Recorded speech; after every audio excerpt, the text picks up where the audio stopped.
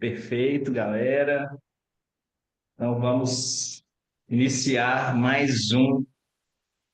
reunião do Clube do Livro. Esse livro sensacional, magnífico, do Timothy Ferriss.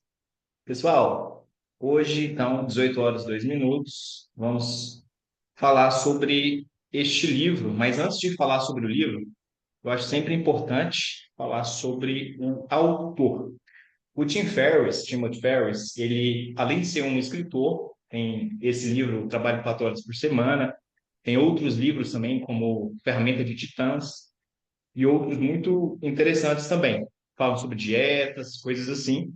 Ele é um empreendedor, investidor e escritor que popularizou esse conceito de novos ricos. Pessoas que geralmente priorizam liberdade, experiências de vida, em vez de só acumular dinheiro. Além disso, um dos aspectos que eu me identifiquei muito com ele é ele ser autodidata, né? Eu me identifico muito com essa questão de ser autodidata, de aprender na prática. Então, ele tem uma trajetória única que inclui desde ser um palestrante, como ele fala, em Princeton, quebrar recordes no Guinness, e campeonatos de kickboxing, dentre outros. E das questões que ele aborda muito no livro é o conceito de deal. É engraçado que deal, né? Se vocês colocarem um acrônimo, deal, ele em inglês seria justamente um acordo. Quando se fala deal, deal, acordo, acordado. E nesse acrônimo do deal, para o português seria DEAL, seria definição, eliminação, automação, liberação, que é justamente o foco das nossas apresentações de hoje. Eu sei que todos aqui já fazem parte do clube de livros do Toastmaster Book Club, já sabem como que funciona, mas só para contextualizar, caso nós tenhamos novatos que vão assistir, ao longo então das apresentações, nós vamos explorar um pouco do que o autor sugere, para reduzir drasticamente as nossas horas de trabalho, sem comprometer a renda e o mais, ganhar liberdade para viver a vida de uma forma que tenha sentido. Teremos apresentações curtas sobre cada passo desse deal, que seria a definição, eliminação, automação e liberação. E depois nós teremos uma conclusão do livro e também um table topics, que vai ser super interessante para falarmos sobre ele. É sempre interessante vocês prestarem bastante atenção no que cada um vai falar, porque uma das perguntas que cada um poderá receber vai ser sobre o que nossos colegas vão falar aqui durante a exposição do livro. Então, fiquem ligados, é um livro interessante, e eu sempre costumo falar, como todo livro, você tem, como se fosse um peixe, você vai tirar aquilo que faz sentido para você e tirar os espinhos do que não faz sentido. Assim é esse livro aqui, Trabalho 4 horas por semana. Tem muitas coisas que são realmente para uma realidade americana, como o autor escreve, mas dá para nós colocarmos muita coisa no nosso dia a dia na prática, colocarmos no nosso cotidiano. E é nesse sentido que eu gostaria então de convidar, né, o nosso primeiro expositor que vai falar sobre o D de definição, que é o Fernando Tavares. Fernando, você pode nos contar como o Timothy Ferriss desafia nossas crenças sobre trabalho e sucesso no primeiro passo desse anacrônimo Bio? Boa noite, Marcos. Boa noite a todos. Começando a definição, esse livro demorou bastante tempo para me pegar. E Só até uma agora, perguntinha, desculpa. Tá gravando? Só me perdoa, tá? É porque eu tive a impressão que não tá bom? para mim tá gravando aqui,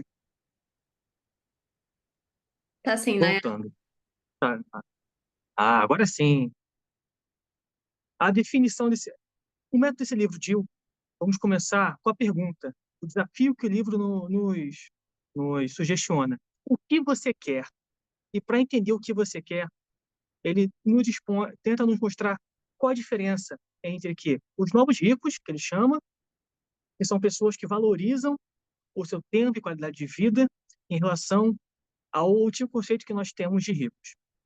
E conceitos-chave dessa definição são as perguntas-chave em que ele vai te mostrando ao longo do capítulo. E são duas das principais. A de mini aposentadorias, em que você tem que mudar o seu conceito de aposentadoria. Você não tem que deixar para aproveitar a sua vida no final dela, mas sim ir criando pequenos intervalos ao longo da sua vida para poder viver aventuras. E o conceito também fascinante de explorar as brechas nas regras. Você não deve quebrar as regras, mas sim procurar fazer o que ninguém fez até agora, como ninguém viu a realidade, e tentar inserir isso na sua vivência. Além disso, explorado também nessa definição dos medos, você tem que tentar entender quais são os seus medos e como você pode controlá-los, o que você pode fazer se tudo der errado, criar um plano de ação. E nesse plano de ação, eles põem, além das palavras-chave, cronogramas de 6 a 12 meses para você tentar realizar seus sonhos nesse tempo. E tentar, ele propõe um desafio de você, ao tentar ao tentar ver as regras de outras formas, tentar fazer o que é não convencional, o que é não realista, e se colocar um passo à frente da sua zona de conforto. E, por fim, nós chegamos na parte, o que você quer? Que quase ninguém pensa, segundo o autor, o que realmente quer. Então, você tem que pensar, o que eu quero? Eu realmente quero viver essa vida? Ou quero viver uma vida nova? Quero aproveitar o meu tempo ao máximo? Ou quero fazer o que todo mundo faz ou que é popular? Passa a palavra. Parabéns, Fernando. Realmente muito interessante essa primeira questão da definição. Ele realmente nos provoca a redefinir o que realmente significa, né, essa parte de definição, de sucesso. E uma coisa que me chamou muita atenção é a parte que ele fala, né? Em vez de um grande patrimônio acumulado ao longo da vida, ele vai propor um modelo onde o sucesso ele vai ser medido pela liberdade, pela flexibilidade de escolhas. Então, isso nos faz pensar, pelo menos me fez pensar, será que estamos construindo uma vida que realmente queremos viver ou apenas seguindo o modelo imposto? Me fez lembrar daquele livro que a gente leu aqui no clube do livro também, que foi A Escassez, foi muito interessante. Então, passando para o próximo passo, que será a eliminação, Lilian, o Timothy Ferriss, ele defende que eliminar distrações e trabalhos desnecessários é essencial para a liberdade. Como ele propõe que façamos isso? Boa tarde. Vou começar ele começa o E de eliminação com a frase do autor do Pequeno Príncipe, né? Que diz: perfeição não é quando não há mais nada a acrescentar, e sim quando não há mais nada para tirar. O autor, ele apresenta uma ideia, né, de estratégia para reduzir tempo de gasto e tarefas não essenciais. E aí, ele até faz um pequeno trocadilho, uma pequena piadinha, dizendo que lá no mundo corporativo americano, se você quiser mostrar que você trabalha muito, que você merece uma promoção, é só você pegar um celular, colocar na orelha, pegar uns papéis e ficar andando no corredor, para lá e para cá, fingindo que está no telefone. E aí logo você vai receber uma boa promoção. E depois ele vem com assim, um conceito de eficaz e eficiente. E aí ele fala, o que é eficácia? Eficácia é fazer as coisas necessárias e deixar para o próximo dos seus objetivos. Eficiência é fazer uma determinada tarefa, seja ela importante ou não, de forma mais econômica. E eficácia é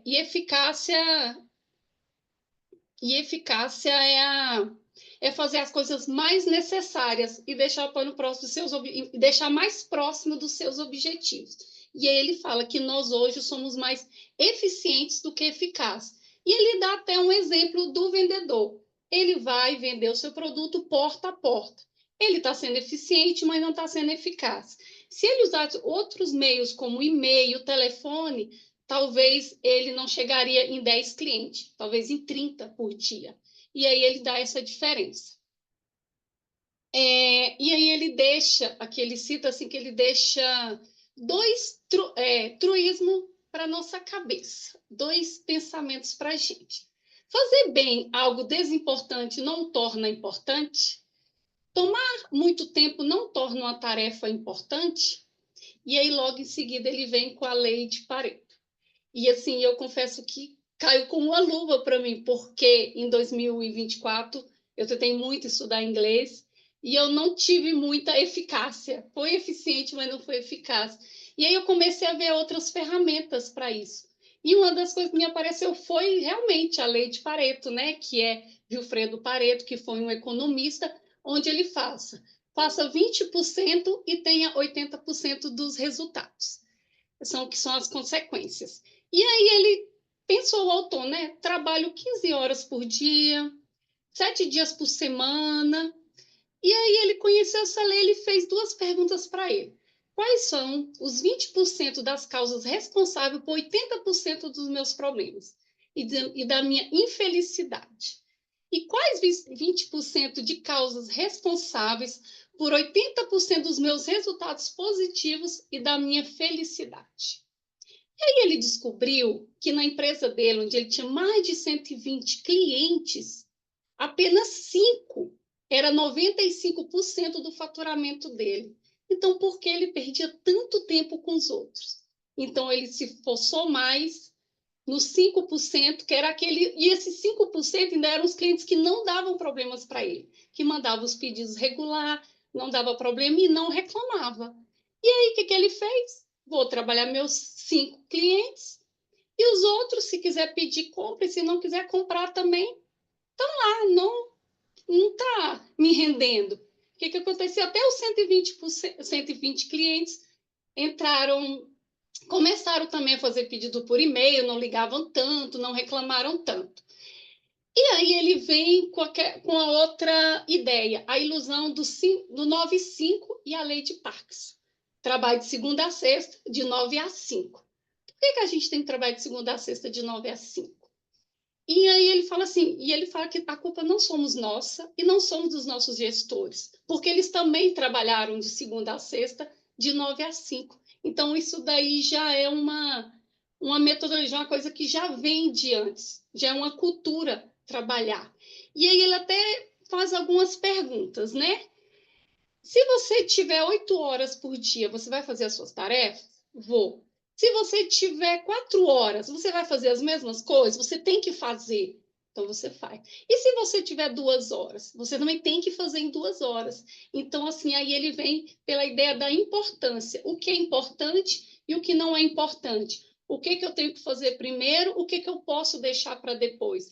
Então, e aí ele fala de uma cultura que se nós temos 8 horas, a gente procura serviço para preencher as 8 horas. Se a gente tem 2 horas, nós fazemos em 2 horas também.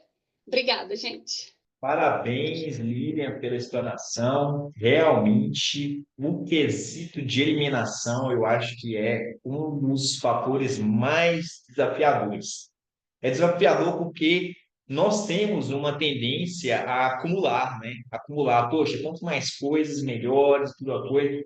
Mas uma das coisas que eu achei super, super interessante nessa ideia, e até na fala da Lilian fui linkando aqui, é justamente Leonardo da Vinci ele falava que o ápice da sofisticação é simplicidade. Então, quanto mais a gente realmente elimina, tira as coisas, mais a gente chega no ápice dessa simplificação que gera realmente inovação, que gera realmente. Então, eu achei muito bacana, tanto essa questão que ele fala da lei de Pareto, do Vilfredo Pareto, que era um economista italiano, e também que ele fala que é a lei de Parkinson, né? Aquela questão mesmo, poxa, à medida que você tem mais tempo, você fala, não, poxa, igual o professor fala, não, ó, daqui 2 meses, aí você, pô, não, daqui 2 meses, tal, aí chega ali um dia, meu Deus, eu preciso fazer aquilo que vai fluir, né? Então, realmente, essa parte da eliminação é muito importante, muito relevante, eu achei que vem a calhar demais. Mas vamos lá. Depois dessa parte que a Lilian colocou, que é a parte da eliminação, eu gostaria de perguntar aqui para a Amanda. Amanda, o Timothy Ferriss, ele fala muito sobre delegar e automatizar processos. Quais estratégias ele sugere para reduzir a carga de trabalho sem perder a oportunidade? Fala para a gente como ele fala sobre automação. Boa noite, pessoal. Então, eu acho que a frase que até abre o capítulo, e eu acho que é a filosofia central dessa parte da automação, é a frase do Henri Thoreau, que acho que ele é um...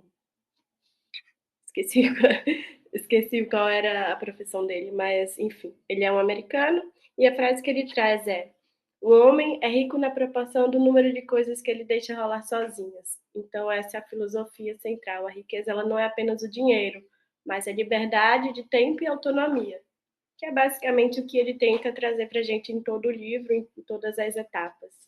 Então, a automação e a delegação como ferramentas para alcançar essa liberdade de tempo e essa autonomia, e a gente conseguir se concentrar no que realmente importa, que para ele, basicamente, seria viajar e fazer outras atividades em diversos países. Então, ele traz a história do J. Jacobs, que é um jornalista e escritor americano, que ele usa os assistentes virtuais, ele começou utilizando os assistentes virtuais indianos, que aí é basicamente a estratégia que ele mais utiliza, para fazer tarefas que são repetitivas no dia a dia, como mandar e-mail, agendar compromissos, até um pedido de desculpa para a esposa dele, ele pediu para esse assistente virtual fazer. E o Ajata Jacobs, ele tem até um blog que ele fala Minha Vida Terceirizada. Então, ele conta um pouco dessa história e ele até se pergunta por que ele está escrevendo aquele blog se ele pode pedir para escreverem para ele. Então, ele traz diversos sites desses assistentes virtuais, até abrir um deles que ele cita, e aí é uma empresa bem grande, que está no top 1 de melhores empresas para trabalhar na Índia. Achei interessante, eu posso até mandar para vocês. E eu acho que a lição que ele traz é que tarefas desimportantes, elas podem e devem ser delegadas. Então, liberando espaço para suas prioridades. E aí entra o conceito que a Lilian já trouxe da eficiência e ineficiência. Então, ele fala muito que a automação aplicada a processos ineficientes, ela só amplia a ineficiência. Portanto, seria crucial eliminar ou simplificar tarefas antes de automatizá-las. Você não vai automatizar um processo que ele não faz sentido. Então, se algo não é importante, não está bem definido, ele sugere eliminar e não delegar. Acho que um dos pontos dessa questão dos assistentes virtuais, ele traz até dicas de como que se contrata um assistente virtual, o que é que você precisa pensar, quando você vai tentar ter algum assistente virtual, como ter instruções claras, a barreira linguística, então essa pessoa precisa entender bem sua língua, no caso dele o inglês, ter um backup desse assistente, então isso permite continuar o processo e você não precisar assumir as tarefas que você já estava delegando. E o ponto-chave é a criação de um negócio online, que aí ele vai se estender muito com diversos sites, dicas para como fazer, como criar um negócio online. Eu acho que quem tem interesse nessa parte vale a pena ler. Ele fala da seleção de mercado, a seleção de produto, todas as questões de você escolher um nicho, um produto que atenda a um nicho específico, não algo que você quer, mas que seja uma necessidade. E a partir daí você vai fazendo microtestes, como leilão, para você poder testar seu produto, testar o preço. Ele se estende bastante nessa criação de um negócio online, que é o que permitiria a gente viver aí a vida que ele está propondo, né? Então, depois desse negócio bem instituído, você vai terceirizar essas operações e ter o mínimo de interação no seu dia a dia. E aí ele fala do gerenciamento pela ausência, que é criar sistemas que funcionem sem sua presença constante, sem necessidade de ficar microgerenciando. Enfim, é uma parte bem importante para você conseguir trabalhar apenas 4 horas aí por semana. Então, acho que a reflexão principal que ele traz é essa questão do negócio online, e isso vai permitir você ter a sua liberdade geográfica. Eu acho que não é nem só geográfica, mas a liberdade de tempo, porque não adianta você estar viajando e você estar precisando resolver problemas de trabalho. Então, o CERN e tudo que acontece na automação são esses pontos que ele traz. Parabéns, Amanda, pela brilhante exposição. Eu, particularmente, sou um grande fã da automação. Inclusive, ele citou na parte do livro o Evernote. E por alguns anos eu tenho utilizado o Evernote. E se eu pudesse indicar uma ferramentazinha para vocês, usem o Evernote. Eu já usei a versão do Evernote, a versão gratuita dele, estou utilizando a versão paga, mas é sensacional. É um segundo cérebro, realmente. Tem um outro aplicativo que se chama Obsidian, que é como se fosse o segundo cérebro também. É muito bom, pessoal. Assim, ele não cita no livro, mas gostaria de indicar para vocês. E também para quem gosta de estudar para concursos ou estudar para a faculdade mesmo, o AMP, né, que são flashcards. Então, quando fala de automatização, né, assim, eu poderia até atualizar essa parte do livro dele, assim, como ela fala, Hello, team, vamos atualizar isso aí para falar um pouco hoje sobre algo que me apetece muito, que é a parte de agentes. Hoje, 2025, nós falamos que é o ano dos agentes. Hoje, principalmente quando a gente fala aí de inteligência artificial, que está bombando aí. E realmente, é possível você automatizar, independentemente da sua área, seja engenharia, seja no meu caso, que é advocacia, eu tenho utilizado, automatizado o máximo de coisas que eu posso fazer. Então, eu tenho utilizado muitas ferramentas, muitas coisas interessantes, e depois posso indicar para vocês. Eu até achei interessante, a Gisele, nossa timer, até mandou lá o notebook LLM já do livro, né? E é uma das questões super interessantes. Você pode colocar qualquer tipo de conteúdo e já ter um briefing automatizado, ter algumas coisas, estudos e tudo mais. Então, realmente eu poderia ficar falando aqui horas e horas, me empolgo quando é para falar sobre automatização, é realmente algo que dá para a gente colocar na prática. E então, novamente, parabéns, Amanda. E vamos agora, já falamos sobre a parte de automação, automatização, e agora vamos entrar em um tópico que advém como consequência dessa automação, que seria a liberação. Débora, no método defendido por Timothy Ferris, o grande objetivo é alcançar a liberação, a liberdade. Fala para a gente como que ele sugere que façamos isso. Boa noite a todos. Eu gostaria de iniciar falando sobre como o autor começa o livro, né? Ele começa falando leiam céticos, e eu achei interessante porque eu me identifiquei, né? E cético refere-se a uma pessoa que questiona e duvida em aquelas informações, fatos e crenças e opiniões que ele vai dar durante todo o livro. Eu achei interessante esse início que ninguém citou.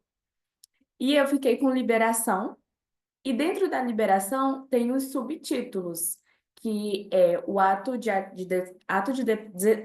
de desaparecimento irremediável, mini aposentadorias, preenchendo o vazio e erro dos ricos.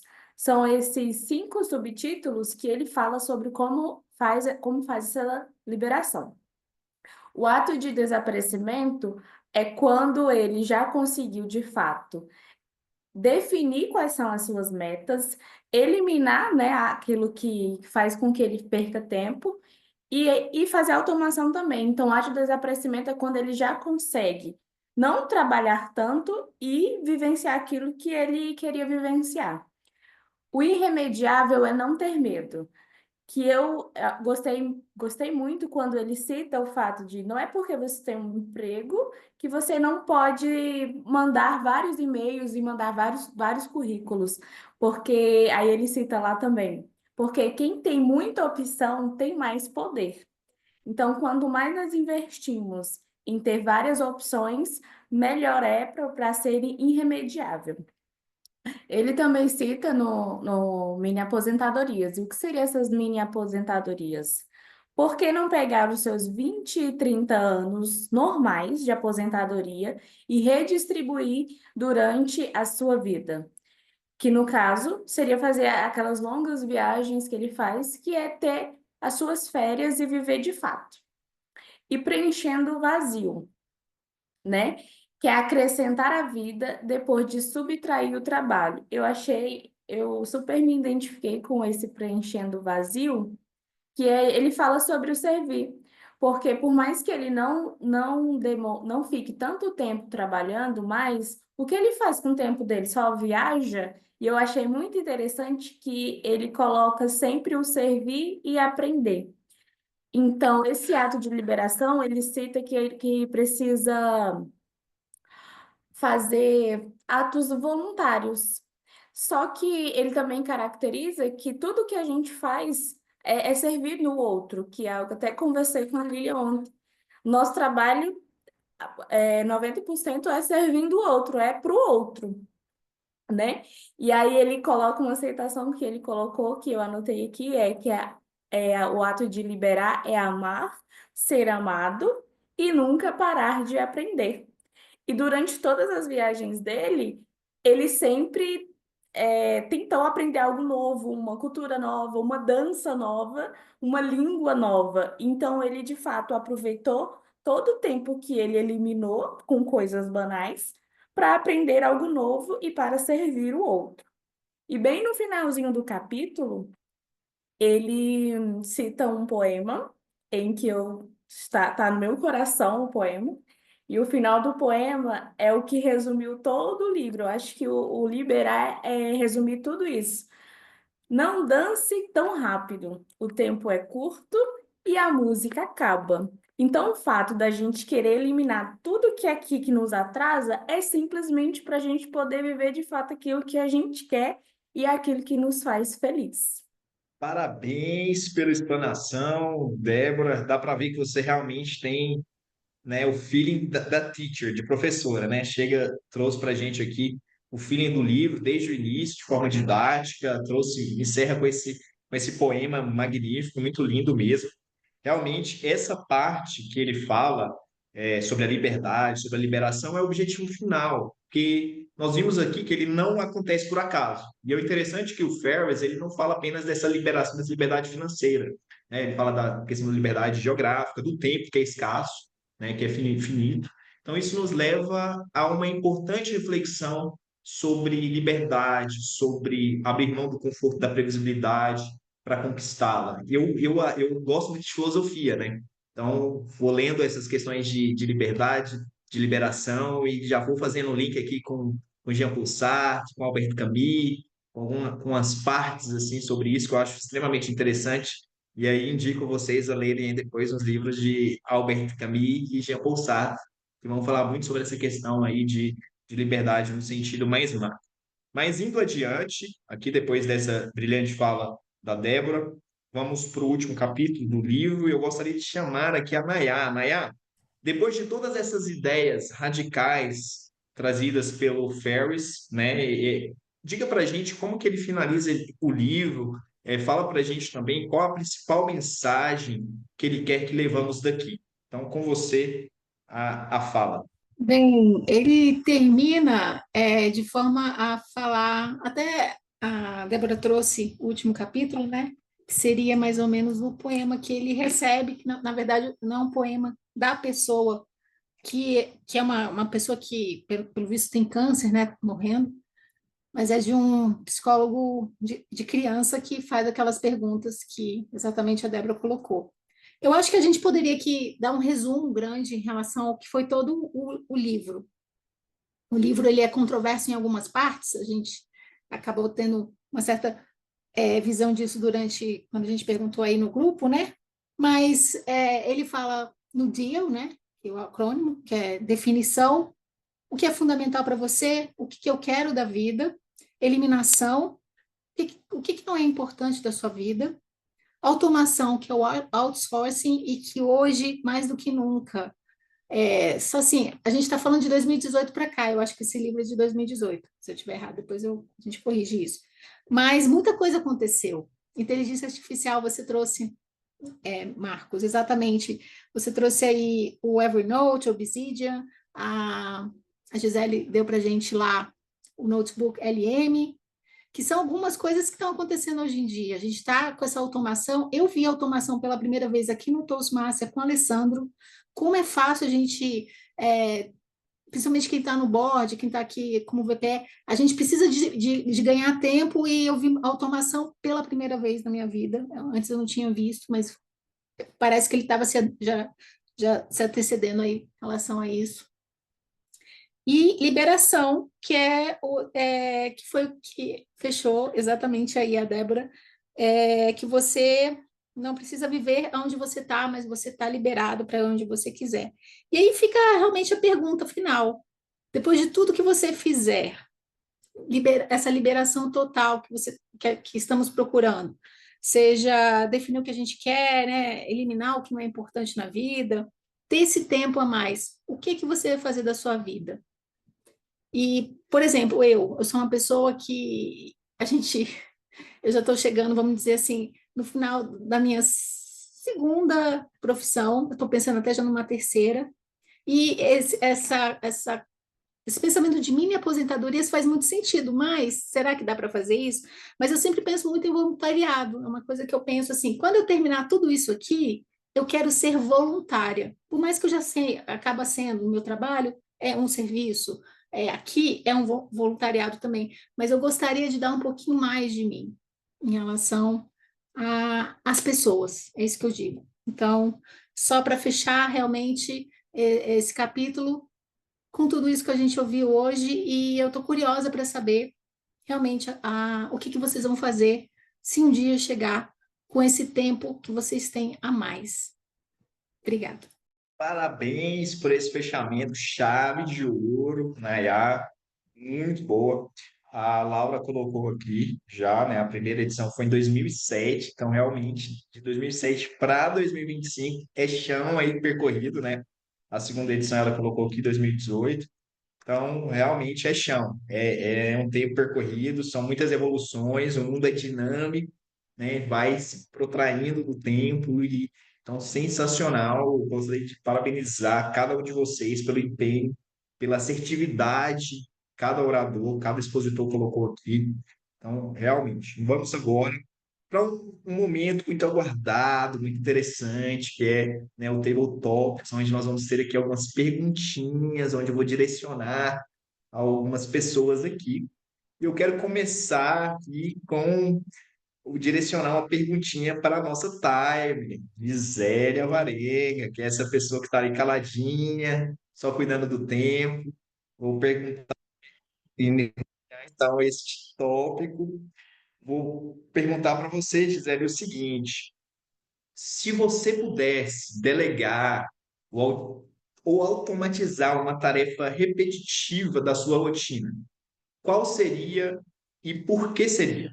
Bom, automatizar algo que eu faço sem querer fazer, que são as tarefas de casa. Todas elas, quero todas automatizadas, estilo Jetsons, porque apesar da organização ser importante para até nossa mente ficar um pouco mais tranquila, são tarefas muito chatas. De limpeza de casa, arrumar roupa, fazer compra, ir no supermercado. Mas, por exemplo, ir no supermercado é algo que já dá para ser automatizado. Você só escolhe na sua geladeira os produtos que estão faltando e a Alexa faz isso por você. Ou a Siri, não sei se ainda já faz, mas a Alexa com certeza faz. Com relação ao trabalho, tem me incomodado extremamente nos últimos tempos trabalhar 8 horas por dia. Extremamente. Eu acho uma perda de tempo absurda, porque a gente não está ali 8 horas por dia. Então, me conecto com ele quando ele fala que primeiro a gente tem que confiar nas pessoas que trabalham com a gente e tem que dar informação para elas, porque assim você não precisa se preocupar com isso. E outra, que é inútil trabalhar 8 horas. É um sistema imposto para a gente e inútil, porque a gente não está lá eficientemente ou eficazmente por esse tempo todo. Parabéns pela exposição. Olha, eu concordo aí com a Gisele quando ela fala dessas 8 horas, coaduno totalmente, até mesmo a ciência, ela fala isso. Cognitivamente falando, tem um momento ali de foco que a gente está funcionando bem. A partir daquilo ali, acabou, você já tem um déficit de aprendizado ali, uma curva, totalmente. Então, assim, concordo super nesse sentido. E agora, né, partindo dessa premissa de que estou aqui, vamos escolher uma pessoa que é nossa oradora, nossa Zoom Master, a Laura. Laura, vou te fazer uma pergunta, por favor, apareça aí, participe, nos dê a honra da sua participação. A pergunta é a seguinte, Laura: se amanhã, segunda-feira, estamos começando uma nova semana, E aí você vai poder trabalhar apenas 4 horas por semana. Nada mais que isso. O que você faria com o resto do tempo? Eu amo essa pergunta, porque eu tenho tantas coisas que eu quero fazer e eu não faço por conta do trabalho. Eu não sou daquelas pessoas que têm, tipo, ai, minha vida toda é o trabalho. Não, gente. Tanta coisa. Primeiro, eu seria aquela madame que pisa na academia às 6 da manhã e sai 10, 11 horas. Aí eu seria daquelas que pagaria a academia cara, que tem o spa, e a massagem, a manicure, o cabeleireiro, o maquiador, esse negócio todo, pra poder aproveitar.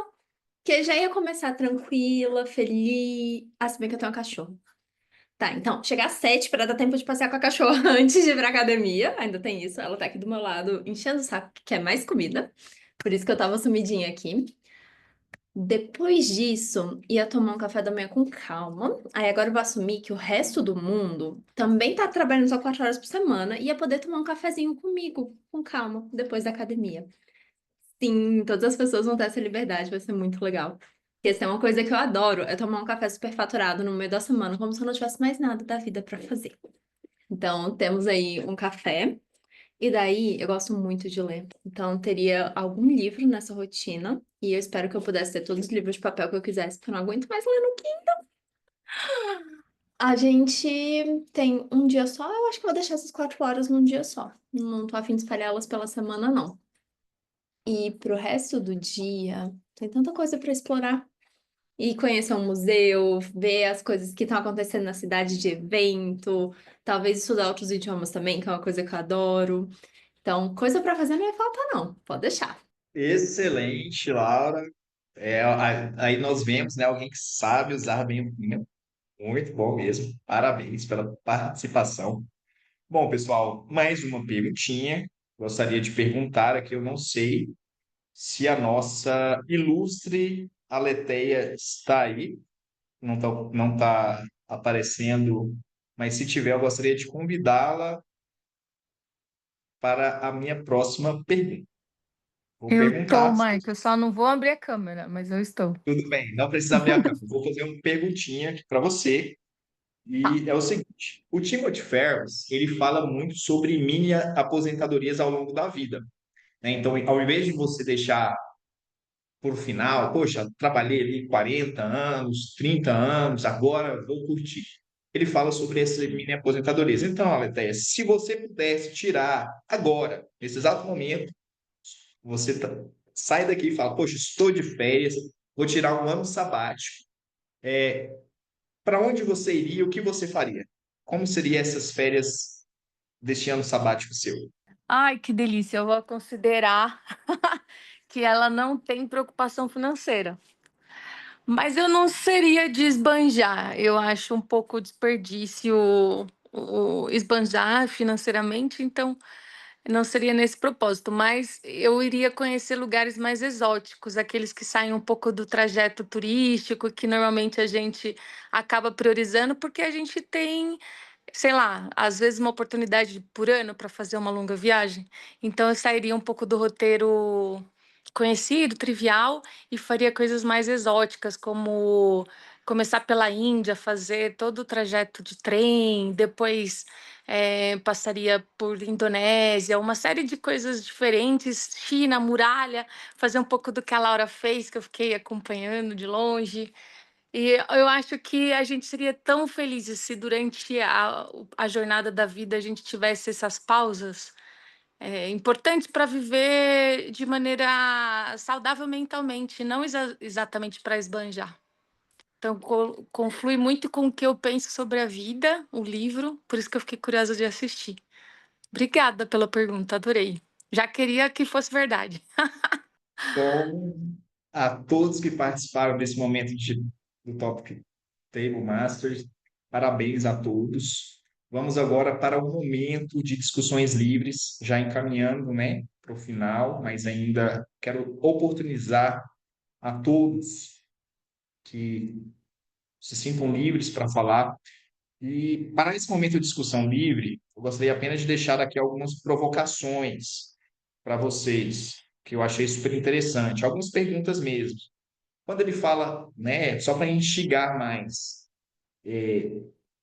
trabalhar menos ou produzir mais? Foi falado um pouco aqui sobre eficiência versus eficácia. Uma outra instigação, esse modelo DEAL, ele é realmente para todos? Se aplica a todos? O que vocês acham? Qual que seria o perigo dessa cultura, né, da hiperprodutividade, de sempre estar ali 8 horas produzindo, produzindo, produzindo?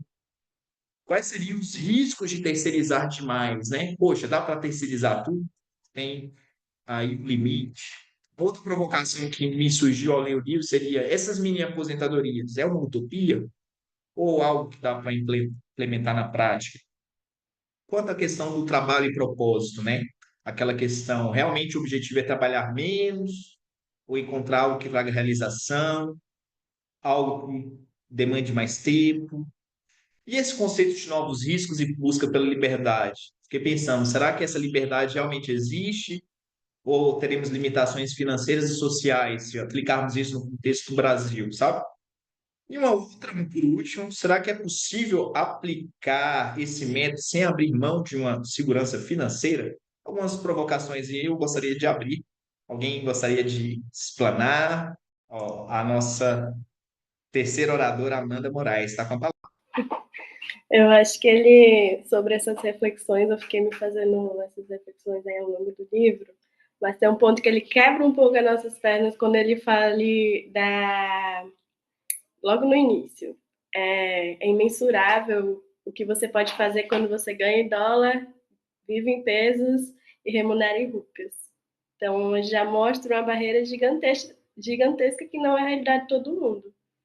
E eu acho que um outro ponto é que tem profissões que elas vão ser indelegáveis. As suas tarefas, elas são indelegáveis, como que um médico, um enfermeiro, enfim, um profissional de saúde vai delegar o seu trabalho, né? Então, acho que tem esses pontos. E um outro ponto é que deve ser muito bom viver dessa forma, mas acho que a gente também precisa encontrar felicidade no que a gente faz. Claro que todo mundo que trabalha, a gente não pode romantizar nosso trabalho, mas também não ter esse desespero do não trabalho, que eu acho que ele tenta vender um estilo de vida muito, muito extremo. Não sei, eu acho que tem alguns contrapontos quanto a isso. Nem todo mundo, como é que um brasileiro aí, normal, padrão, vai parar de trabalhar por 6 meses e vai voltar e achar um emprego do nada. Então, acho que é um pouco. Algumas coisas são irreais para alguns contextos. Nem todo mundo vai alcançar esse estilo de vida que ele propõe. E eu acho que não necessariamente é um estilo de vida que vai te dar felicidade. Eu não sei como levantar a mãozinha aqui, mas aí eu Fique à já abri vontade. o microfone Fique à vontade. para poder falar. Eu não sei se eu sou otimista ao ponto de sempre ver o lado bom da coisa, né? Porque, de fato, são coisas que não dá para inserir na vida de todo mundo. Só que é aquilo, a gente precisa filtrar, né? O que que a gente está lendo? Ele deu ótimas dicas de otimização de tempo que eu já peguei para a minha vida em relação à rede social e várias coisas que tem como delegar. Só que aí lá no finalzinho, ele também fala sobre essa felicidade de da gente trabalhar e como é que eu posso dizer? Servir o outro. Digamos, é a minha profissão. Não tem como eu trabalhar 4 horas por semana, porque eu trabalho 6 horas por dia dentro de uma sala de aula. E aí, só que é tão gratificante para mim que até quando eu tô de férias eu fico, meu Deus, cadê as crianças? Eu preciso de uma criança. Porque para mim, eu fico muito feliz dentro da sala de aula. Eu não sei nem como explicar a minha felicidade de estar com eles. E só que aí eu já pego para mim as minhas mini aposentadorias. Eu posso tirar a minha aposentadoria em um final de semana e realmente, de fato, me desligar e fazer outra coisa que eu gosto. Só que aí é onde a gente precisa ser otimista ao ponto de ler o livro, e filtrar as coisas que realmente encaixam para nossa vida. Eu não sei se é um erro meu, mas todas as vezes em que eu leio um livro, eu tento pegar para mim realmente aquilo que vai me fazer bem, né? E eu gostei muito da estrutura e do livro, de poder pegar o livro, eu viajei muito. Parabéns às duas falas, né? Tanto da Amanda quanto da Débora, porque trouxeram realmente assim essa questão ali que eu gosto da balança, né? A tese, a antítese, poxa, vamos trazer aqui essa questão da crítica mesmo, que eu acho super válida. Toda leitura que vamos fazer, eu acho que temos que ser críticos.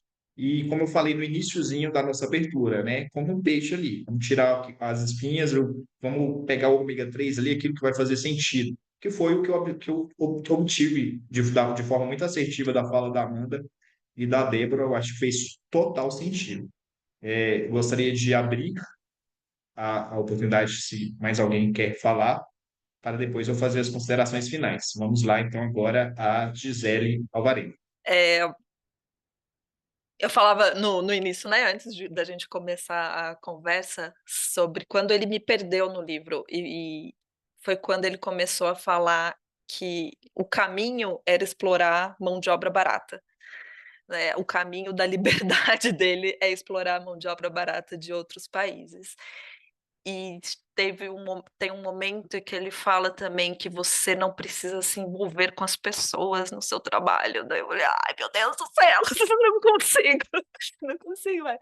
E aí tive uma certa dificuldade de continuar a leitura.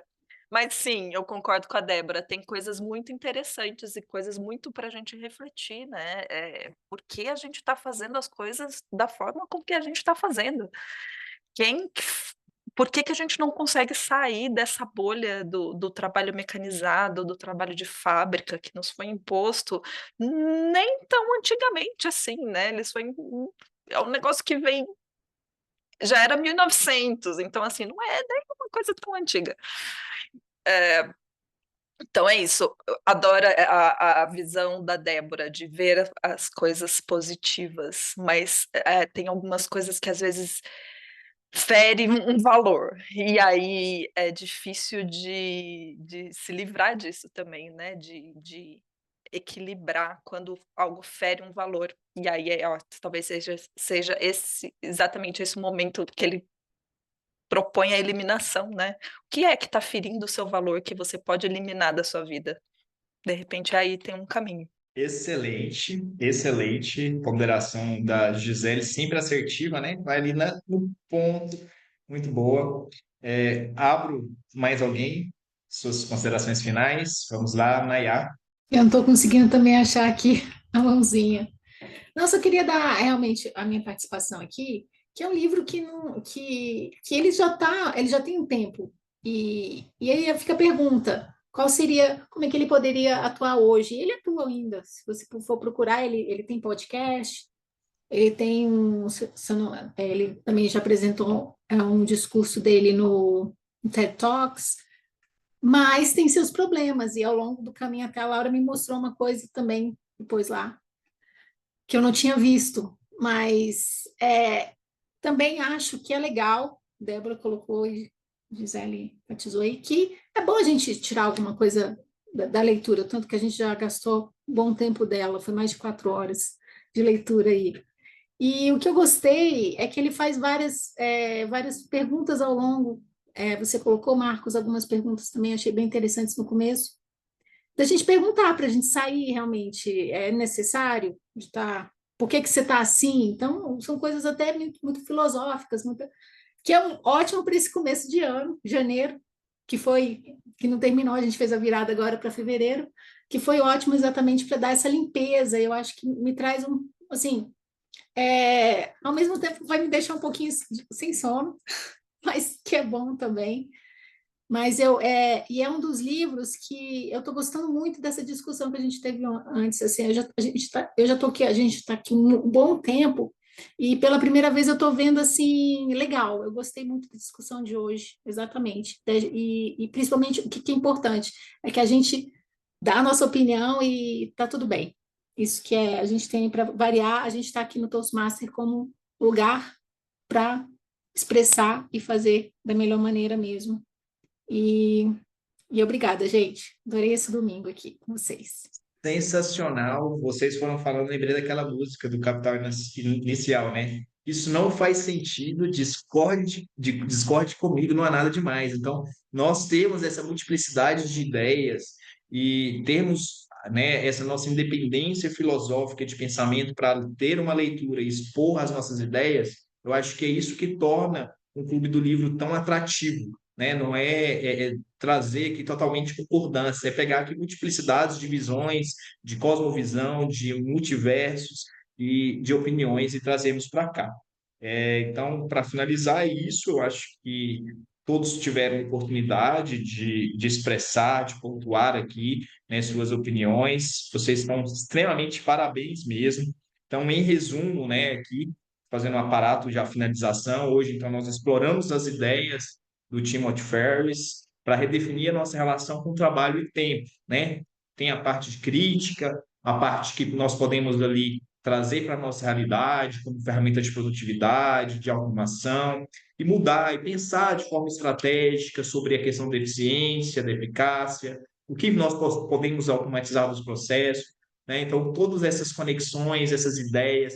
Então, eu fui fazendo várias conexões, né? Tem um livro muito bom que eu gostaria de indicar para vocês, que chama-se A Única Coisa, do Gary Keller, que é muito bom. Outro livro muito bom que eu fui lendo aqui, o trabalho com 8 horas por semana, e fui lendo, por exemplo, o Essencialismo, que fala um pouco dessa questão, né, de tirar aquela questão ali de muita coisa, do do próprio minimalismo em si.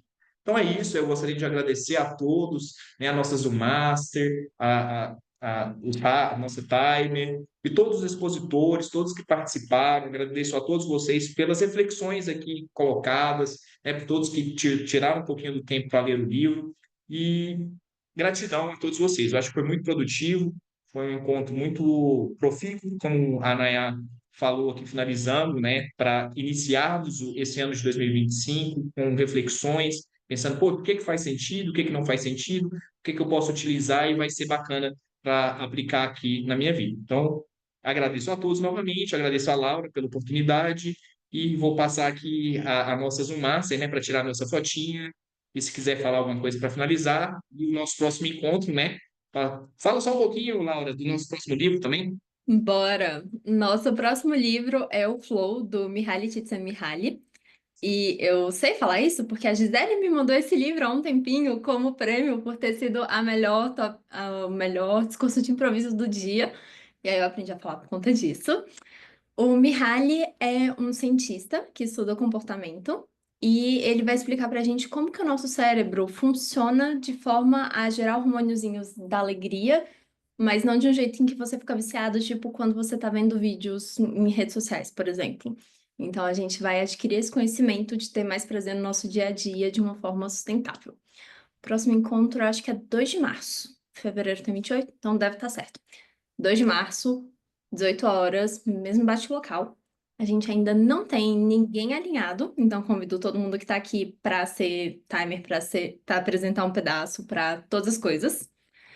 E principalmente para ser Toastmaster do dia, que é a função que a gente tem mais dificuldade para aceitar. Débora, você quer ser? Ah, eu acho que eu quero. Eu amei. Então já temos o Toastmaster do dia. Bom. E a gente vai mandar a divisãozinha para vocês. E fotinha.